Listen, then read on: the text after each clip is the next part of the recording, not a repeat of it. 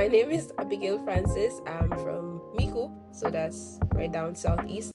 I'm currently at USC as a third year biology major, and I really love science. I have a passion for science and health and that sort of thing. Hi, I am Ethan Leo, 26-year-old solution from the Great Bexel, right? I am a second year computing major with a minor in music at USC. We have you guys here on for a specific reason. It's about portraits of excellence. What is this show about? Tell me a little bit about it. Well, Portraits of Excellence, like the name suggests, is literally a portrait of excellence. So it's a chosen few delegates from different territorial clubs at USC who have to represent their country and their clubs through 8 months of research, community projects, and it all ends in a gala night where we display things like our talent. The city is where your networking really starts, and Portraits of Excellence puts you in rooms that you wouldn't necessarily be in. This episode was recorded on riverside.fm. Log on today to start your own podcasting journey.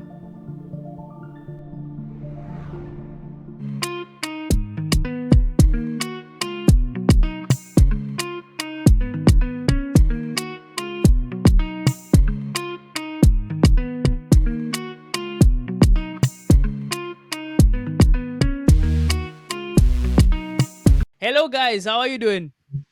Doing good. Very good. Thanks. Great to hear. Great to have you guys on. You know, it's not often that I have Lucian Yushans on this podcast, and it's always great to speak to my people who understand me and people who I think I understand. But I'll get to know a little bit more about you as this conversation goes along. All right, so just tell my audience a little bit about yourself, who you are and where you're from. I kind of gave away a little bit of it, but still tell us where you're from.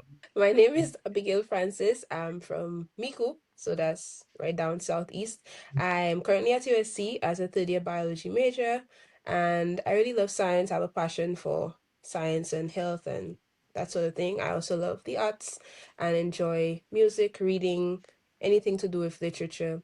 You got me there. So nice to meet everyone. Absolutely. And yes, sir, your turn. Hi, I am Ethan Leo, 26-year-old solution from the Great Bexel, right? I am a second year computing major with a minor in music at USC, the University of Southern Caribbean. And I, too, I enjoy the arts, specifically music. Music has been part of my life for 17 plus years now. And I foresee it being part of my life for the rest of my life. So if there's one thing we could tie me to is music. Got you. Beautiful. So, all right. So tell me, we have you guys here on for a specific reason. It's about portraits of excellence. What is this show about? Tell me a little bit about it. Abby, you can go first again. Okay. Okay, well, Portraits of Excellence, like the name suggests, is literally a portrait of excellence. So it's a chosen few delegates from different territorial clubs at USC who have to represent their country and their clubs through 8 months of research, community projects, and it all ends in a gala night where we display things like our talent, we answer an impromptu question, and we even display our culture wear. So it's really a showcase of the diverse cultures at USC while also developing the student on a holistic level. So we have workshops and sessions that we also attend outside of our immediate responsibilities that also help to better us as students and as individuals. Right. Even from your perspective, will you share, that same sentiment? Yeah, it's also a a great place for networking. US Mm. universities where your networking really starts, and Portraits of Excellence puts you in rooms that you wouldn't necessarily be in. So we went to a Mm, health research conference, and we were having conversations with doctors who have been in the fields for mm-hmm. very long, probably longer than we've ever been born. And outside of that, we wouldn't have been in that room and having those conversations and opening our minds as to how different things affect our lives. So it's a very good space to be in for your personal development, and of course, just the scholarship aspect of it is always a very good help. For sure. That makes a lot of sense to me. All right, so let's let's talk about the reality, right? That you are a student and you have to find ways Mhm. to balance the fact that you're on campus as a student. We so often Mhm. joke with the bio majors that you don't have a life, but I'm sure you can correct me in that regard. How do you balance your Yeah. academics and the realities that you face in something like this? Well, I think it boils down to who you are. Really, I'm a purpose-driven individual, so somebody just needs to be on my back Got to you. do things or get things done. So I know, for Right. instance, okay, I have lab today. After lab, I have a class. During that time, I have to get lunch. Then after lunch, I probably have a shift to pick up because I'm also a student worker. So I really have to tell myself, like, okay, this is your day. You have all these things to do, you're committed to doing it, you kind of back out, get it Mhm. done. I also am someone who likes to do things well, so I will try my best to sort of break down what I need to do in terms of priority so I could get what's more difficult done faster and give it a better edge and then work my way through the bottom. So I don't subscribe to the notion that biology majors don't have a life. I would consider myself to be an active enough person. I have an active social life. And I think those who know me would agree to that. So it really boils down to who you are, in my opinion, and just being able to know what to prioritize and what to not as much. Mhm. Even you, would you agree with that? Computing is also very labor intensive as well. So Yeah, I can agree. I'm not as organized as Abigail is, but I'm Yeah. also one. I, wow, Sorry. My shade is bad, being my thrown. bad. yeah, I like to joke, and maybe it's not so much of a joke. I have ADHD, and Mm, not being able to, doing one thing all the time is very Mm, boring and mundane. So I have found myself active in a lot of other areas. Again, as I said, I like music, so I'm in the choir. Well, I'm in the band for the choir, I'm in the band for the praise team. I'm in the concert band as well. And you see, in as much as this year I'm not as active, but whenever they do need me, I will be there. And so I have learned how to balance my time better, especially with this period. So just knowing, okay, this is the time for that, this is the time for that, and it in mhm. itself it has helped me develop as a person, and maybe I'm getting closer to where Abigail is, but I think I still have a long way to go. absolutely, absolutely. That makes a lot of sense. All right, so we're due for our first break, and we'll come back with more Ethan and Abigail right after this. Bruh, people keep asking me, how do I get into this podcast space? How do I actually get into podcasting? But it's so easy. I don't know why you guys are overcomplicating it. All you need is a browser and riverside.fm. It's that simple. This tool is designed to simplify high quality video and audio online. Whether you're doing interviews for your startup, doing a live webinar, or just need some talking head clips, it records everything locally. Means that even if your internet lags, you get smooth video quality at 4K and smooth audio as well. Plus, it turns your long form episodes into short clips that you can share across social media. If you want to start podcasting or recording online like a pro, click the link down below. You spend months planning for the perfect event. You have great guests, you have great speakers, and the event is a success. But in 24 hours, it's gone. But what if it doesn't have to be? Introducing Event Voices by Game Changers. We shoot a live podcast episode at your event, turning your speakers into content.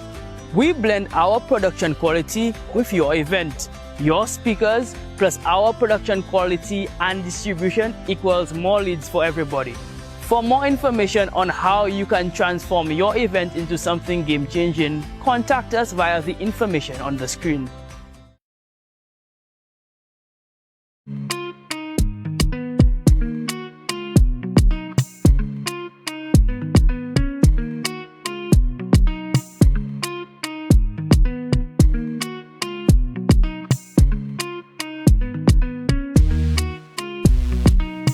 You guys were telling me before the break, the importance of youth in motion, rather, youth in motion, the importance of moving and being healthy in general. But I want to go a little bit deeper into that. What are some of the biggest challenges that you see among your peers at the university level? I know I had some challenges. Abigail kind of spoke about the bad habits, but maybe Ethan, you could really drill into some of those bad habits and maybe what we can Mhm. do to help with that in that regard. Yeah, so I'm going to continue from what she said. So, of course, school has its demands, and if you Yes. like Abigail and myself, and Mhm. a lot of persons are you are active in a lot of things. So it kind of seems natural for you to be up at those hours and waking up at early hours as well, surviving on 2 hours of sleep and that type of thing, right? But Mhm. the the biggest issue I would say would be time management. And I'm Mm-hmm. guilty of it as well. Poor time management would be one of the things that contributes to our poor health the biggest. And when you think of it, it seems disconnected, right? But when you don't manage your time properly, you don't get time to go to the gym or Mhm. at least walk. You don't get time to maybe go to CAF Mhm. because you're trying to finish an assignment before your class starts, and you don't get time to Mhm. run Mm-hmm. down and get something to eat and then go to class. You just have to go straight to class, or you don't get enough sleep. Just these different things Yeah. that is affected by your time management, and then the quality of food that you eat, right? Again, busy schedule, you don't necessarily have the time to prepare something proper. You're probably surviving on ramen Mhm. 5 days a week.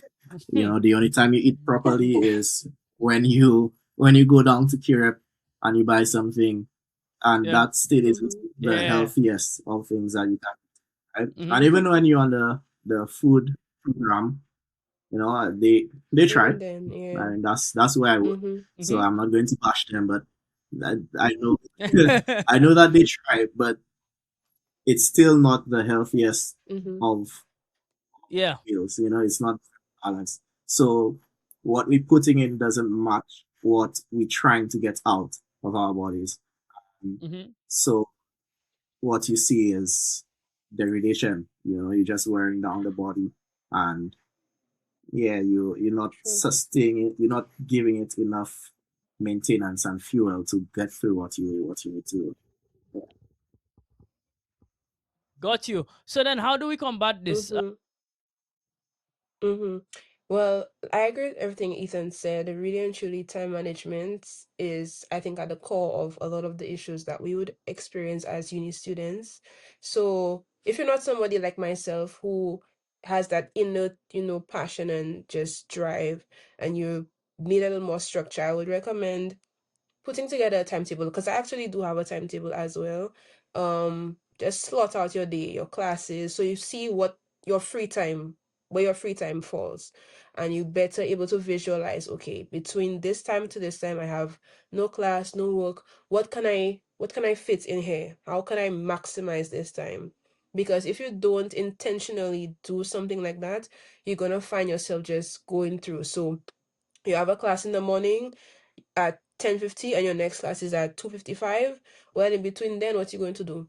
Just be on your phone or and then the time will pass you by and you'll not even realize that, hey, an hour or 2 hours has passed and you could have been studying or you could have been preparing for a next class, but you were just on social media. So being able to see where your free time falls and knowing, okay, I could put something here would definitely help. I also think boundaries. I think as university students, we could get so caught up in everything happening around us that we fail to set boundaries. So, for instance, we're on dorm, and dorm can be a very vibrant place. It can have a lot of stuff happening. Guys outside playing dominoes, dorm social, this, that, and the other. But do you really have to go to every single event? Do you really have to be outside every night? Even if, let's say, your friends are out there, but that doesn't mean you always need to be there. If you know that you have work to do, and if you don't do this work today, then your tomorrow and the rest of your week is pretty much wrecked. Then you need to be able to say to yourself, hey, I need to actually lock in and do this. I will meet with my friends later. Sometimes I know situations where people have friends in their room. Now, I also have my friends in my room at times, but it can be a situation where you might have some people in your room and they're there like for hours and it's past midnight and you are just up laughing, giggling, and nobody's getting any work done, one. And two, nobody's getting any sleep because we're all just up keeping each other up. And it might be a situation where you might want to sleep. But everybody's there and everybody's laughing. Why would you want to be the party pooper? You don't feel comfortable setting that boundary and saying, hey guys, I'm actually really tired. I have a long day tomorrow. I need to go to sleep. So these are just some practical ways I think as university students we could try to maximize on our time. And in terms of the eating, well, I'm a CAF student. I know 3 years and I'm still going strong. But I will say CAF is not always the most nutritious. Not bashing them or anything. They, like Ethan said, they do the best with what they have.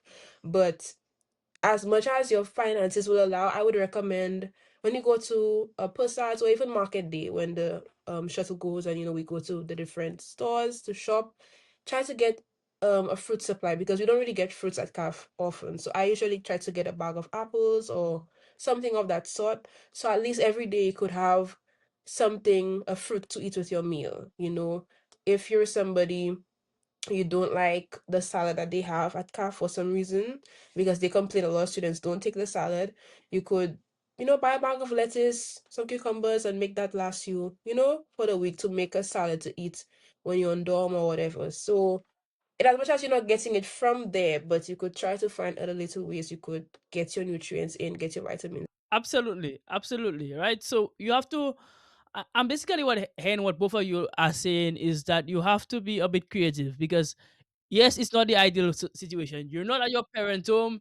You're not home. You cannot eat as you want. And then on top of that, there's the challenge of work, right? Because I mean, you have assignments to accomplish. I hear that both of you are very active in the extracurricular clubs. I was as well when I was at USC, and there's so much to do at USC. There's so much to do on campus, so you can get distracted, and then you can also take your health for granted as well, and that is obviously something that we don't encourage, something that we have to do better at, in general. And I like that you guys are focusing on that. And it's true for university students wherever they are, not just at university, or not just at USC rather, but at universities across the board, because these are realities that are faced by university students everywhere. I often say that university students never have two things: they never have enough time to sleep, and they never have enough food to eat, right? They never have these two things at all, right? So it's something that we need to improve on, and hopefully we can do so through the portraits conversation and through just spending time with each other, learning from each other in that regard. All right, so we're due for our second break, and we'll be back with more Abigail and Ethan after these messages. What if I told you I made all this with just CapCut? My name's Lionel Eton. I'm a professional filmmaker and an AI filmmaking pioneer. I grew up loving movies and TV, but I joined the Coast Guard out of high school and I got stationed in Alaska. Hollywood couldn't have felt further away, but I kept pursuing my filmmaking dreams. Then I discovered AI, 2 years ago, I created my first AI film using CapCut, and my career took off. I started Film Crux to help close the gap between indie filmmakers and Hollywood, so that people's only limitation was their own creativity and imagination. Essential to that is using CapCut because it's so versatile. So everything from being able to retouch humans, AI transcriptions, to tracking, to background removal with AI, it's all possible. You're no longer limited by your resources, and instead you can create something that's really as close to what you had in that initial spark of your vision. With CapCut, I get to live in the worlds that I imagine, and I get to bring you with me.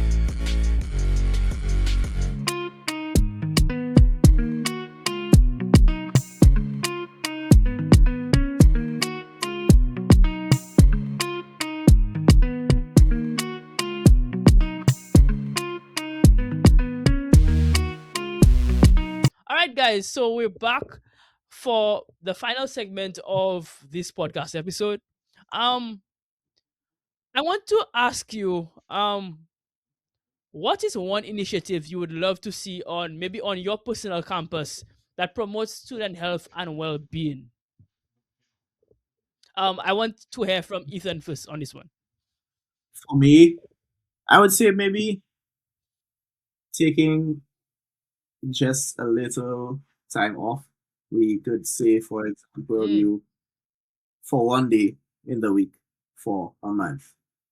I mean, we still have, mm-hmm. again, the goal is still academic, so we don't want to take too much time from that. But for Yeah. 1 day, we cut classes down by 10 minutes, right? Mm-hmm. And then we give the time added. I think we have about nine class periods every day. So if we take 10 minutes from each class, that gives us 90 minutes, an hour and a half, right?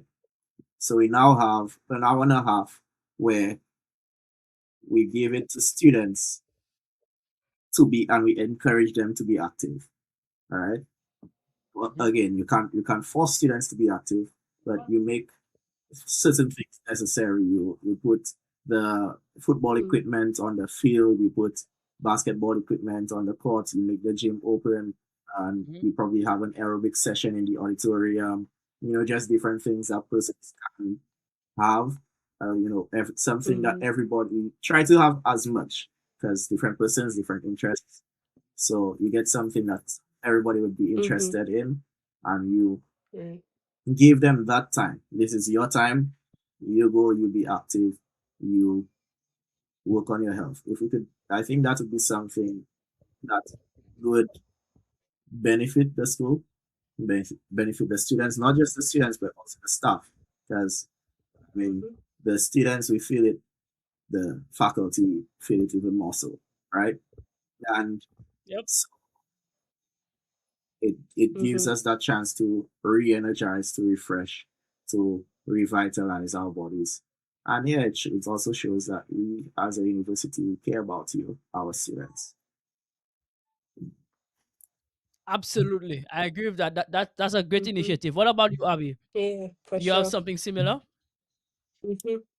Well, interestingly, yes, that was spot on when you mentioned the different challenges and whatnot that the school could have. So I realized USC has different sports teams. They have the Mm-hmm. Hummers, that's All of them netball, is volleyball. It was confusing. But they have that team, there's yeah. a So football team. Is I think all volleyball? of them are Hummers, yeah, you know. all of them are homers. It's just the different teams. Yeah. Yes. Yeah. Oh yes, well yes, yeah. So volleyball, football, Basketball, Mm-hmm. they have netball. basketball, I think too. Yeah. But these are like structured teams, yeah, with, I would consider them as, athletes. But that doesn't apply to Right. the entire student population because for me, I wouldn't consider myself an athlete, but I would love to come in the auditorium and do some hula hoops and some aerobics and stuff like that. So I think incorporating more sports related events also outside of Olympiad because when you really look at the academic calendar, apart from the sports chapel, which we usually have like once a semester, whatever the date is, it's really Olympia that's the highlight of sports and Mm-hmm. physical activity at USC. So I think definitely having maybe a day, or like Ethan is saying, cut down on the class time, just some way to incorporate more sports related challenges and fitness activities that different people could go to, and have it more diverse so it could appeal to a wider array of students. Also, to add to that, I think the school could also incorporate some more Mm, wellness Mm, mm, spaces, if you get me.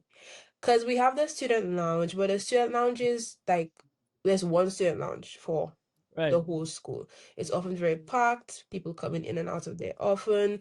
Sometimes it's even locked, and there's not a lot of direct access to it. Apart from that, there's the library, but the library, give or take, depending on who you are, it really might not be Yeah. your space, because it's just some desks, chair, the nearest outlet probably like a good way away from you, and it feels more stoic. It feels Yeah. more like, Yep. okay, come and do work, read a book, and I'm thinking of a wellness space, some nice lounge chairs, a nice bean bag, maybe Mhm. a vending machine with some healthy, snack options, somewhere where we could decompress, after you've had a long day, or you just want a little pick me up 5 minutes, you could just come, decompress, have some books there for those who like to read, or, just create a safe space that students could come to, because really and truly there's not much of that at USC. You either find people in LH classes, in between classes, or in the NB Mhm. classes. And even then, the atmosphere itself is not conducive to, Right. relaxing and, that sort of vibe. So I think they could definitely see where, even if it's just one, I think one would make a big difference. So I would advocate for that. Absolutely. Absolutely. All right. So I'm seeing that you guys are proposing just simple initiatives. I mean, obviously it will take some administrative changes, and that can in and of itself be a challenge. Not It's not an easy job, to be honest. As a student, you often think that well, why would admin do something, but you also have to understand the repercussions. Okay, if they change this, then something else might have to change. So these are decisions that are not always easy decisions, but based on what we were saying, they're necessary decisions to make, right, to improve the wellness of students and also to improve the wellness of staff. And I like what you said as well, Abby, in terms of the spaces, because it will not just improve physical health, but it will also improve mental health. And we understand that when your mind is not well, your body cannot be well, right? Yep, there is that connection between the mind and the body. So I think it's very important that we have that for students, and I'm seeing that you guys are champions of that cause, and I'm very inspired that you guys are doing this. I'm very inspired that you guys are focused on trying to make not just your school, but the life of students better, because I mean, God knows, anybody who's been a student, particularly on the university level, knows how difficult it can be. So anything that would improve the lives of students um is wonderful, and it's something that I'll definitely support. All right, guys, so we're quickly wrapping up, coming close to the end of this podcast episode. I've enjoyed our conversation so far, and like I said, you guys are basically leaders for this generation of students. Um, and I'm very proud that St. Lucians are taking a charge in that regard. Um, but do you guys see yourself as role models, though? I mean, I see you all as role models, but do you see yourself as role models in that regard? it's it's weird to think of yourself as a role model. Yeah. Um, but when you think about it, Yeah. yeah, we are becoming, if we're not yet, we are becoming, because it is something that we trying to champion and be leaders in. And of course, it puts you in a position where persons are looking up to you. So, and that is the very definition of being a role model. Being Hmm. an example for what you want your peers to follow, and not just your peers, but the generations to follow. Certain. I work for campus sometimes, and people call me sir. Mhm. Uh, I mean, that's, you know, but yeah, so, so yeah, in some ways we are becoming role models, and now it's just for us to be the best model that we can be. I agree. I agree. And it's, people looking up to you is never a bad thing. I Mhm. understand that it can make you feel old. Yeah. But yeah, people looking up to you is never a bad thing. What about you, Abby? Do they call you mom? Um, no, no, none of that, none of that. Similar to Ethan, though, it's a little weird, not because of what people think of me, but just pushing yourself more out there because any leadership position comes with a certain responsibility and a certain amount of pressure. Not too much pressure, but pressure to behave and to conform to a particular, manner. I think for me, for a long time, people have always told me that they look up to me and that sort of thing. I never take it on really. I just do what I do. Who chooses to be inspired, that's them. But I will say definitely coming into this program for Portraits of Excellence. Like the name alone is the literature in me. Excuse me for 2 seconds. But the name alone, like Portrait of Excellence, you literally are a representation of what excellence is to your student um body, your friends, people who don't even know are literally looking onto you. And it applies to every aspect of your life, your academics, your spiritual life, your physical health, your mental health, etc. So I will say, yeah, like Ethan, we are role models. That doesn't mean that we're perfect and expect us to make mistakes because we're learning, we're being refined in the process as well. But definitely change and development and growth is taking place, and it is our hope that that change could pass on to those who are looking at us as examples. Beautiful. So, Beautiful. I like yeah. that a lot. All right, guys. So um we basically at the end of this podcast episode, basically at the end of this conversation, um, I just want you to end on, like, when this is all said and done, um, what do you hope to gain out of this? I know you've already Mhm, gained so much out of it, but what do you hope to gain out of it when it's all said and done? mhm, I want to say that I've become a more complete man, and one who isn't necessarily afraid to go mhm, for what he wants. And that is part of the journey for me. Stepping out of comfort and going against fear and putting yourself out there, because it is a very scary mhm, place, especially the final mhm, night. You have to do a talent, you have to put on some costume that you don't necessarily mhm, want to put on. Um, there's a whole lot of things. The research presentation, you have to go up there and speak in front of not just judges but an entire yeah, school body. So it's a very scary thing. Um, but when you go out there and you face it and you realize, hey, it's not so bad, then you realize that if you do put your mind to something and you go off for it, mhm, then you can achieve it. So that's something that I want to come out with, not just the skills that they would have wanted us to learn, but the mindset that anything is possible and anything is within reach. One with God, the right mindset. Abigail? mhm. Mm-hmm. Definitely.